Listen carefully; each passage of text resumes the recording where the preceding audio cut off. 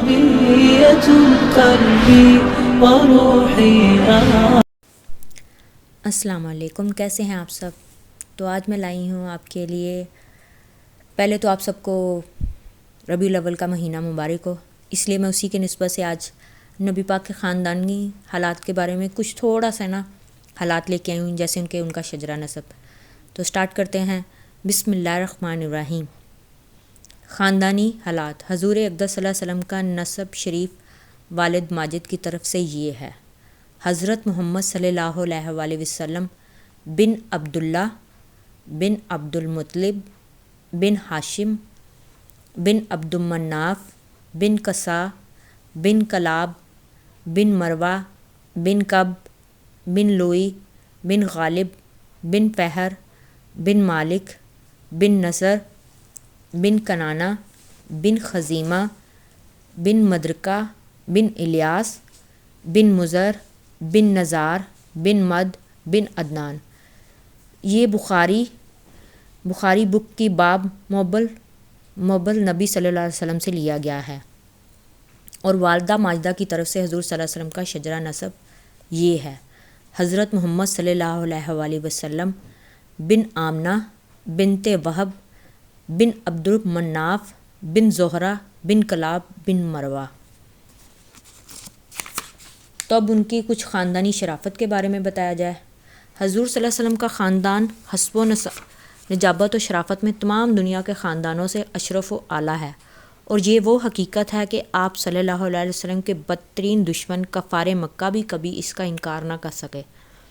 چنانچہ حضرت ابو سفیان نے جب وہ کفر کی حالت میں تھے، بادشاہ روم ہرقل کے بھرے دربار میں اس حقیقت کا اقرار کیا کہ یعنی نبی صلی اللہ علیہ وسلم کا عالی خاندان سے ہیں، حالانکہ اس وقت وہ آپ صلی اللہ علیہ وسلم کے بدترین دشمن تھے اور چاہتے تھے کہ اگر ذرا بھی کوئی گنجائش ملے تو آپ صلی اللہ علیہ وسلم کی ذات پاک پر کوئی عیب لگا کر بادشاہ روم کی نظروں سے آپ کا وقار گرا دیں۔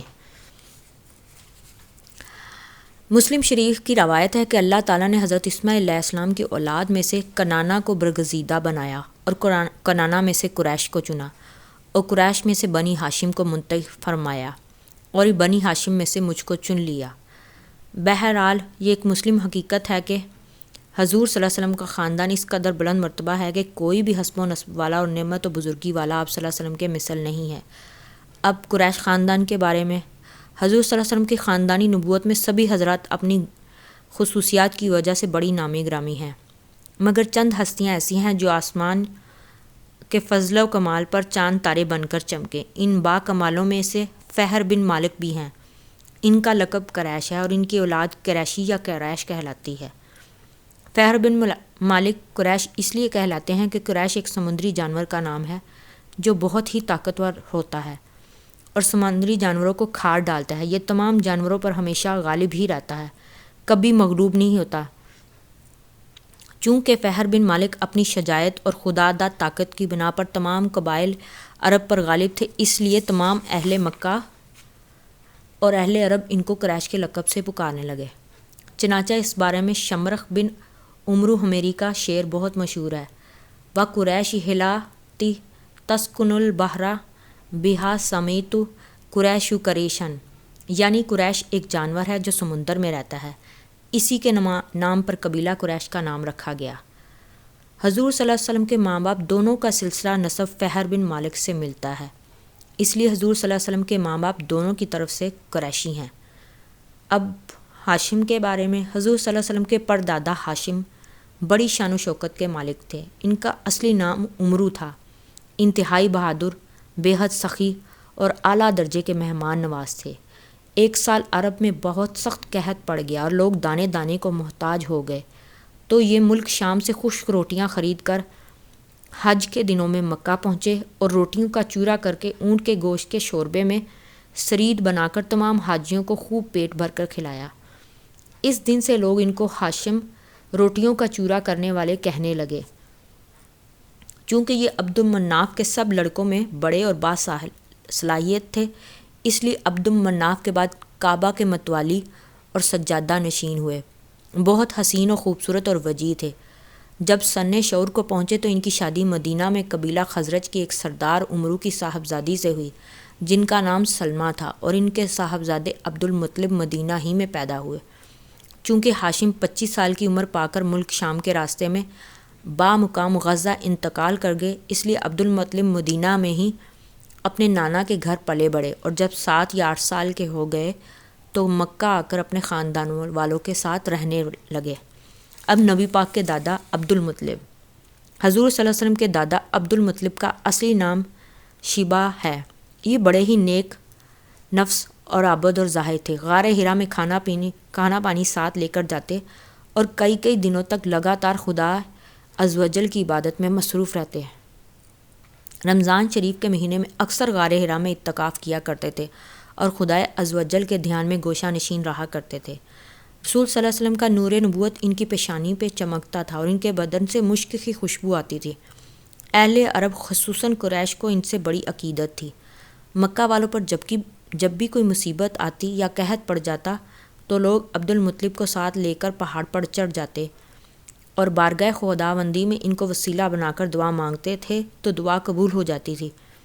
یہ لڑکیوں کو زندہ درگور کرنے والے لوگوں سے ساتھ بڑی سختی سے روک ٹوک کرتے اور چور کا ہاتھ کاٹ ڈالتے تھے۔ اپنے دسترخوان سے پرندوں کو بھی کھلایا کرتے تھے، اس لیے ان کا لقب مطعم الطیر، پرندوں کو کھلانے والا ہے۔ شراب اور زنا کو حرام جانتے تھے اور عقیدے کے لحاظ سے موحد تھے۔ زمزم شریف کا کنواں جو بالکل ٹوٹ گیا تھا، آپ ہی نے اس کو نئے سرے سے کھدوا کر درست کیا اور لوگوں کو آب زمزم سے سیراب کیا۔ آپ بھی کعبہ کے متولی اور سجادہ نشین ہوئے۔ اصحاب فیل کا واقعہ آپ ہی کے وقت میں پیش آیا۔ 120 برس کی عمر میں آپ کی وفات ہوئی۔ اصحاب فیل کا واقعہ حضور صلی اللہ علیہ وسلم کی پیدائش سے صرف 55 دن پہلے یمن کا بادشاہ ابراہہ ہاتھیوں کی فوج لے کر کعبہ ڈھانے کے لیے مکہ پر حملہ آور ہوا تھا۔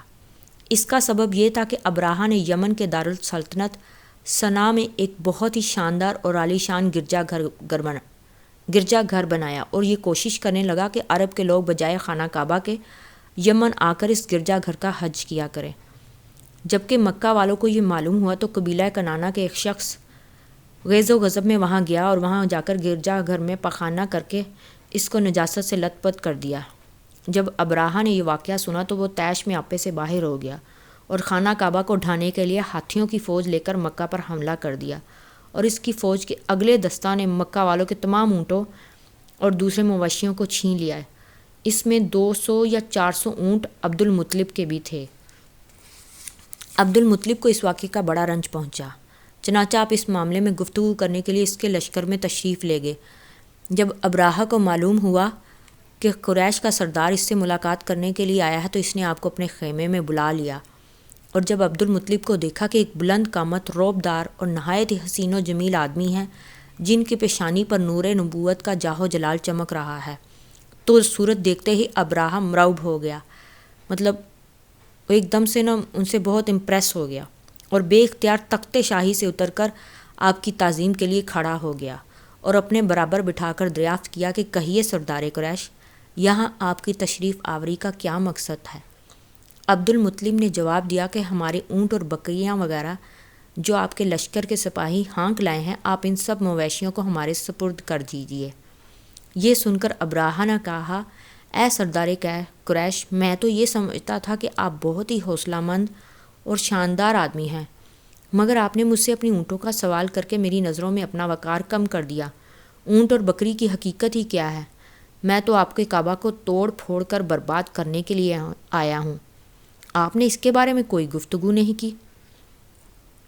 عبد المطلب نے کہا، مجھے تو اپنے اونٹوں سے مطلب ہے، کعبہ میرا گھر نہیں بلکہ وہ خدا کا گھر ہے، وہ خود اپنے گھر کو بچا لے گا، مجھے کعبہ کی ذرا بھی فکر نہیں۔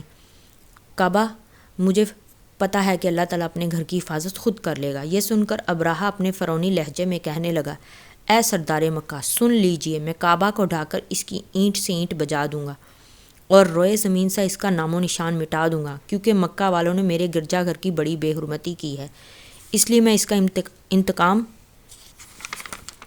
لینے کے لیے کعبہ کو مسمار کر دینا ضروری سمجھتا ہوں۔ عبد المطلب نے فرمایا، پھر آپ جانیں اور خدا جانے، میں آپ سے سفارش کرنے والا کون؟ اس گفتگو کے بعد ابراہہ نے تمام جانوروں کو واپس کر دینے کا حکم دے دیا اور عبد المطلب تمام اونٹ اور بکریوں کو ساتھ لے کر اپنے گھر چلے آئے اور مکہ والوں سے فرمایا کہ تم لوگ اپنے اپنے مال مواشیوں کو لے کر مکہ سے باہر نکل آؤ اور پہاڑوں کی چوٹیوں پر چڑھ کر اور دروں میں چھپ کر پناہ لو۔ مکہ والوں سے یہ کہہ کر پھر خود اپنے خاندان کے چند آدمیوں کو ساتھ لے کر خانہ کعبہ میں گئے اور دروازے کا حلقہ پکڑ کر انتہائی بے قراری اور گریہ زری کے ساتھ دربار باری میں اس طرح دعا مانگنے لگے کہ اے اللہ، بے شک ہر شخص اپنے اپنے گھر کی حفاظت کرتا ہے، لہٰذا تو بھی اپنے گھر کی حفاظت فرمایا اور صلیب والوں اور صلیب کے پجاریوں کے مقابلے میں اپنی عطایت شعاروں کی مدد فرما۔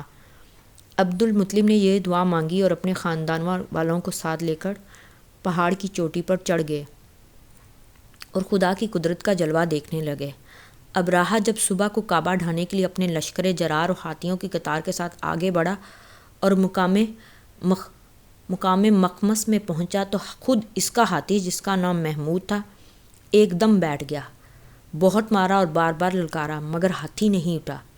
اسی حال میں قہر الہی ابابیل کی شکلوں میں نمودار ہوا اور ننھے ننھے پرندے جھنڈ کے جھنڈ میں، جن کی چونچ اور پنجوں میں 3 کنکریاں تھیں، سمندر کی جانب سے حرم کعبہ کی طرف آنے لگے۔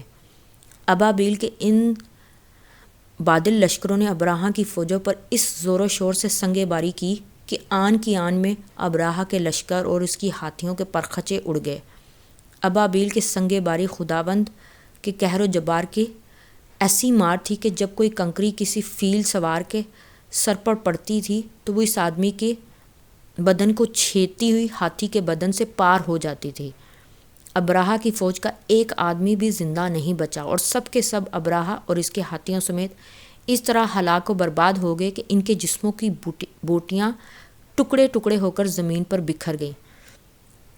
چنانچہ قرآن مجید کی سورہ فیل میں خداوند قدوس نے اس واقعے کا ذکر کرتے ہوئے ارشاد فرمایا کہ یعنی اے محبوب، کیا آپ نے نہ دیکھا کہ آپ کے رب نے ان ہاتھی والوں کا کیا حال کر ڈالا؟ کیا ان کے داؤں کو تباہی میں نہ ڈالا اور ان پر پرندوں کی ٹکڑیاں بھیجیں تاکہ ان کے کنکر کے پتھروں سے ماریں تو انہیں چبائے ہوئے بس جیسا بنا ڈالا۔ جب ابراہہ اور اس کے لشکر کا یہ انجام ہوا تو عبد المطلب پہاڑ سے نیچے اترے اور خدا کا شکر ادا کیا۔ ان کی اس کرامت کا دور دور تک چرچا ہو گیا اور تمام اہل عرب ان کو ایک خدا رسید بزرگ کی حیثیت سے قابل احترام سمجھنے لگے۔ حضرت عبداللہ بن رضی اللہ تعالیٰ عنہ، یہ ہمارے حضور رحمت صلی اللہ علیہ وسلم کے والد ماجد ہیں۔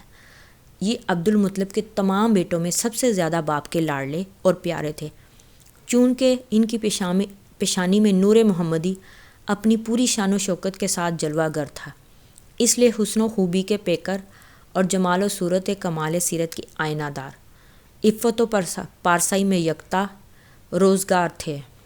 قبیلہ قریش کی تمام حسین عورتیں ان کے حسن جمال پر فدا تھی اور ان سے شادی کی خواست گار تھیں، مگر عبد المطلب ان کے لیے ایک ایسی عورت کی تلاش میں تھے جو حسن و جمال کے ساتھ ساتھ حسب و نسب کی شرافت اور عفت و پارسائی میں بھی ممتاز ہو۔ عجیب اتفاق کہ ایک دن عبداللہ رضی اللہ تعالیٰ شکار کے لیے جنگل میں تشریف لے گئے تھے۔ ملک شام کے یہودی چند علامتوں سے پہچان گئے تھے کہ نبی آخر الزماں کے والد ماجد یہی ہیں، چنانچہ ان یہودیوں نے حضرت عبداللہ رضی اللہ تعالیٰ عنہ کو بارہا قتل کر ڈالنے کی کوشش کی۔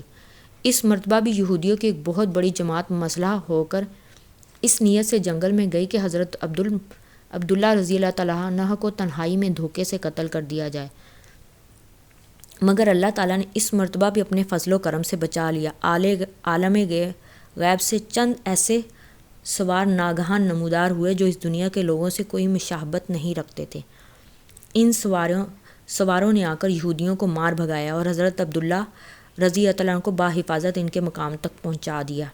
وہب بن مناف بھی اس دن جنگل میں تھے اور انہوں نے اپنی آنکھوں سے یہ سب کچھ دیکھا تھا، اس لیے ان کو حضرت عبداللہ رضی اللہ عنہ سے بے انتہا محبت اور عقیدت پیدا ہوگی اور گھر آ کر یہ عزم کر لیا کہ میں اپنی نور نظر حضرت آمنہ رضی اللہ تعالیٰ عنہا کی شادی حضرت عبداللہ رضی اللہ تعالیٰ عنہا ہی سے کروں گا۔ چنانچہ اپنی اس دلی تمنا کو اپنے چند دوستوں کے ذریعے انہوں نے عبد المطلب تک پہنچا دیا۔ خدا کی شان کہ عبد المطلب اپنے نور نظر حضرت عبداللہ رضی اللہ تعالیٰ عنہا کے لیے جیسی دلہن کی تلاش میں تھے، وہ ساری خوبیاں حضرت آمنہ رضی اللہ تعالیٰ عنہا بنت وہب میں موجود تھیں۔ عبد المطلب نے اس رشتے کو خوشی خوشی منظور کر لیا۔ چنانچہ 24 سال کی عمر میں حضرت عبداللہ رضی اللہ تعالیٰ عنہ کا حضرت بی بی آمنہ رضی اللہ تعالیٰ عنہ سے نکاح ہو گیا اور نور محمدی حضرت عبداللہ سے منتقل ہو کر حضرت بی بی آمنہ کے شکم میں جلوہ گر ہو گیا، اور جب حمل شریف کو 2 مہینے پورے ہو گئے تو عبد المطلب نے حضرت عبداللہ کو کھجوریں لینے کے لیے مدینہ بھیجا یا یہ تجارت کے لیے ملک شام روانہ کیا۔ وہاں سے واپس لوٹتے ہوئے مدینہ میں اپنے والد کے ننہال بنو عدی بن نجار میں 1 ماہ بیمار رہ کر 25 برس کی عمر میں حضرت عبداللہ کی وفات ہو گئی اور وہیں ان کو دفن کر دیا گیا۔ قافلے والوں نے جب مکہ واپس لوٹ کر عبد المطلب کو حضرت عبداللہ کی بیماری کا حال سنایا تو انہوں نے خبر گیری کے لیے سب سے بڑے لڑکے حارث کو مدینہ بھیجا۔ ان کے مدینہ پہنچنے سے قبل ہی حضرت عبداللہ رضی اللہ عنہ کی وفات ہو چکی تھی۔ حارث نے مکہ واپس آ کر جب وفات کی خبر سنائی تو سارا گھر ماتم کدا بن گیا اور بنو ہاشم کے ہر گھر میں ماتم برپا ہو گیا۔ خود حضرت آمنہ نے اپنے شوہر کا